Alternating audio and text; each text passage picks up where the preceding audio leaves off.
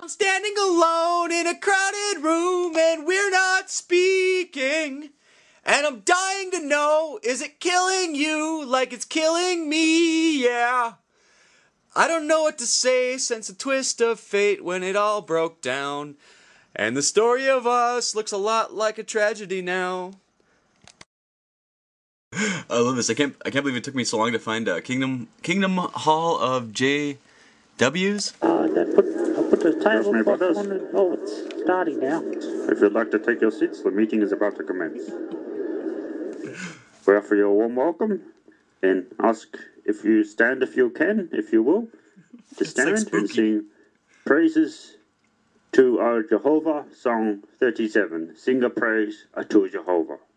Jehovah's witness, awaken watchtower, Jehovah's blessing, Almighty God's power. It's just spooky. Spooky. Dead on. The situation remained the same even after, and the, praising really innate, or really not important things.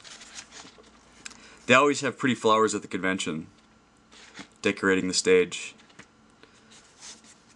The conversation that those are pretty flowers happens like 100,000 times, among like 5,000 people. They're pretty flowers, yay! Hey, did you see the pretty flowers? Yay! The situation remained the same even after enlargement of the governing body to include more than 7 directors.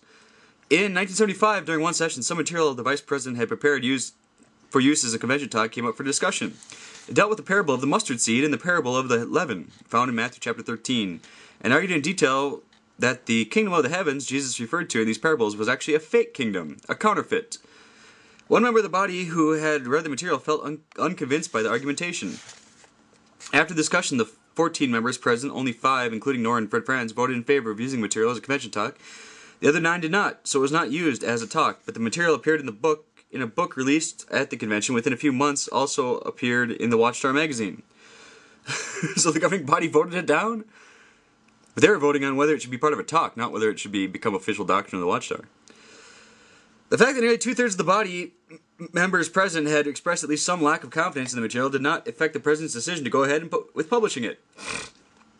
Not only the contents of the magazines and other literature, but every other feature of the worldwide activity of Jehovah's Witnesses, the direction of the 90 or more branch offices, each overseer of a branch being described as the presiding minister of Christianity for and within the territory to which he has been appointed. The supervision of all work of traveling representatives, the direction of the missionary school of Gilead, and the assignment and work of all missionaries, the planning of conventions, the convention programs, all this, much more ultimately, was the sole prerogative of one person, the president of the corporation. Whether the governing body discussed or did not discuss any of these areas was a strictly result of his decision and at his direct discretion. So he's just trying to give you the picture that there isn't a governing body in control. There's a president and a governing body, or a body that he'll take stuff to if he feels like it. All this was difficult to reconcile with the articles published after the vice president's tail wagging the dog talk. The language had been so forceful, so conclusive. Acts 20:28. Thus, too, even though there were no apostles of Christ on hand in the 19th century, God's Holy Spirit, it must have been operative toward the formation of the governing body for his anointed remnant of the faithful and discreet slave class. Where's the faithful and discreet? Where's the class at? Why is the class? Does anybody know? Nobody knows. There is a faithful and discreet slave that has oil. Where's this faithful and discreet slave class come from? There's no connection between the 144,000 and this faithful and discreet slave. There's nothing linking those two scriptures together. The facts speak for themselves. There came on the scene a body of anointed Christians who accepted and undertook their responsibilities of governing the affairs of Jehovah's dedicated, baptized, anointed people who were following the footsteps of Jesus Christ and endeavoring to fulfill the work stated in Jesus' prophecy at Matthew 24:45-47. Facts speak louder than words. The governing body is there. We are, therefore we rule. I came, I saw, I conquered. Thankfully, Jehovah's Christian Witnesses know and assert that this is no man-made no one-man religious organization, but it has a governing body of spirit and anointed Christians that get consulted occasionally if the president feels like it. Unfortunately, the picture presented simply was not true. The facts do speak for themselves. The facts already presented from the Watchtower Society's own approved publications and from statements of directors clearly show there's no governing body in any factual sense in the 19th century during Russell's presidency, none in the 20th century during Rutherford's presidency, and there had been none in the sense described in the same Watchtower during Norris' presidency. So they're just lying to you. It was an impressive sounding picture presented, but it was illusory, fictional. The fact that a monarchical arrangement prevailed from the very inception of the organization, the word monarch being of Greek origin meaning one who governs alone, also defined in dictionaries as one holding preeminent position and power, that the first president was benign, this next stern and autocratic, the third very businesslike, but in no way alters the fact that each of the three presidents exercised monarchical authority. A great majority of witnesses forming what the 1971 Watchtower article had referred to as the rank and file, and including the most of the anointed composing the faithful and discreet slave class, were totally unaware of this. So I just want you to appreciate a situation where nobody knows how decisions are made, nobody knows who are making them. They continue to just keep painting a picture about what the organization is that isn't true, but nobody's allowed to talk about. Like, even if you found out, you know you can't talk about it. This guy, they killed his ass, disfellowshipped him. There is no such thing as, like, there's no, whatever, you get screwed in the Watchtower, just like, whatever, they'll screw you before you even get it out of your mouth in terms of, like, there is no criticism of the organization whatsoever. It just doesn't happen. You're just immediately a shithead if you were to point out that there is no governing body, that isn't true. Nobody can say so. And nobody knows who is making the decisions, so it's like, if you ever knew who was making the decisions, it would be obvious, right? They don't have any authors attached to their articles. Nobody knows who writes the shit in the Watchtowers or the books. Those in positions come close enough to the seat of authority knew it to be the case. The closer they were, the more they were aware of the facts. This was particularly true of the members of the governing body. In 1975, the dog decided it was time to wag the tail. Most of the members felt that it was time for the facts finally started matching the words being spoken and published. So they changed the way they do things because they decided to switch reality to the lie to make the lie not be a lie. Interestingly, that what was done was essentially the same as what the four directors in 1917 had proposed. A reorganization, an effort on their part that had consistently been described thereafter in the Watchtower publication as an ambitious plot, a rebellious conspiracy, one that, by God's grace, did not succeed. 55 years later, basically the same proposition did succeed, but only after months of turmoil for the governing body. So, like, the 1917 situation where Rutherford threw the people out and took over the organization, the same idea was there, that the governing body should mean something. They have power. They should be involved.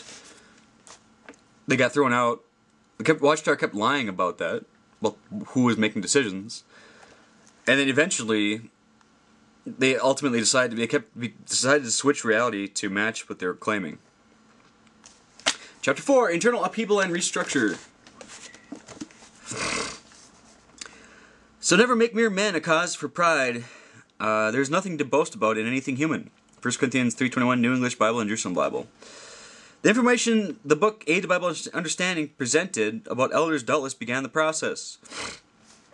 So it's just kind of cool to realize that they're finally switching reality to match the lies. That's how the reorganization came about and how the governing body came to actually have any power at all. In 70-something. 1976, whatever. We already read that. So there wasn't one. They kept talking about one.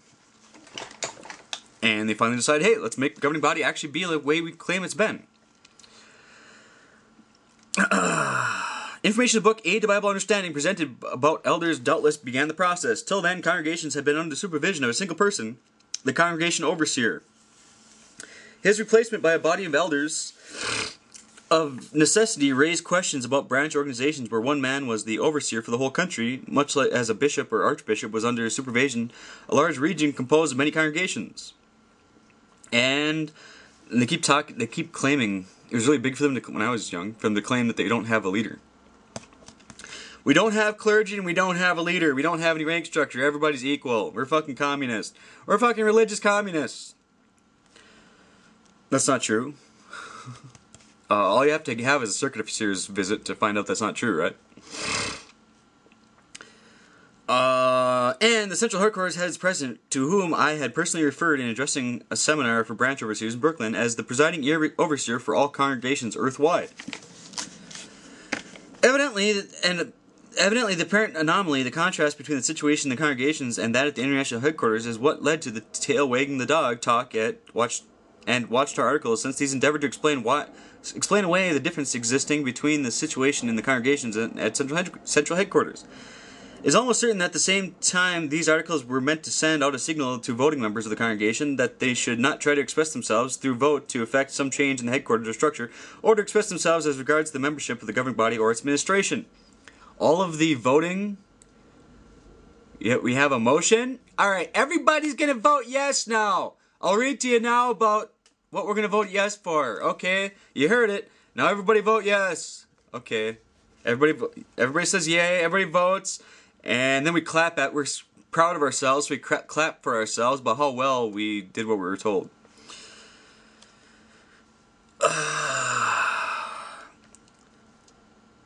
Just like the very notion of like, wait, I don't think that's a good idea. Excuse me! I'd like to request some documents so I can consider my vote. They could vote anything. Let's like build a monument to Adolf Hitler. He made the preaching work easier by killing a bunch of Jews off. He killed 25 million people, saving us time so we can get to the other 25 other billion people that we need to preach to before the end comes. So Hitler expedited the end of the world. Thank you, Hitler. It's just really... What's really interesting when you're there, it doesn't really seem so wrong. But it just kind of... To have the exercise of, like, pretending to vote. The year of the talk, 1971, President Orr decided to allow the governing body to review and pass judgment on a book titled Organization for Kingdom Preaching and Disciple Making, a form of church manual setting out organizational structure and policy governing the entire arrangement from the headquarters through the branches, districts, and circuits onto the congregations. The governing body was not asked to supply the material for the book. The president had assigned the project of the book's development to Carl Adams, the overseer of the writing department, not a governing body member, nor one professing to be one of the anointed. How do you become anointed? If you're extra crazy and are willing to believe, in addition to thinking that you're part of God's one true organization on earth, you also think that God picked you specifically to be in a special class amongst his one organization on earth? That's how you know you're anointed. You say so. Just all you have to be is extra crazy. He in turn had assigned Ed Dunlap and myself to collaborate with him in the manual's development, each of us writing about 1/3 of the manual. The material was developed, presented the relationship of the governing body and the corporations in harmony with the Watchtower article, stressing the dog should wag the tail, not vice versa. All these lawsuits about responsibility for the sex abuse shit, they're claiming that we don't have a power structure. Congregations are independent. We're not like the Catholic Church. There's a manual called Organization for Kingdom Preaching and Disciple Making. Set out the organizational structure. When certain points related to this came before the body, they provoked rather heated discussion. President Orr expressed himself clearly as feeling there was an effort to take over his responsibility and work. He stressed the governing body was to concern itself strictly with the spiritual matters, and that corporation would handle the rest. But as the body members knew, the spiritual matters allotted to them at that stage consisted mostly almost entirely of near ritual approving appointments of largely unknown persons to traveling overseer work and handling of the constant flow of questions about disfellowshipping matters. So the governing body wasn't getting involved with what the organization does until the organization was fucking somebody, and then they would make a decision about who to fuck and how hard to fuck them. Alright, I'll save your page. We're on page 82 now.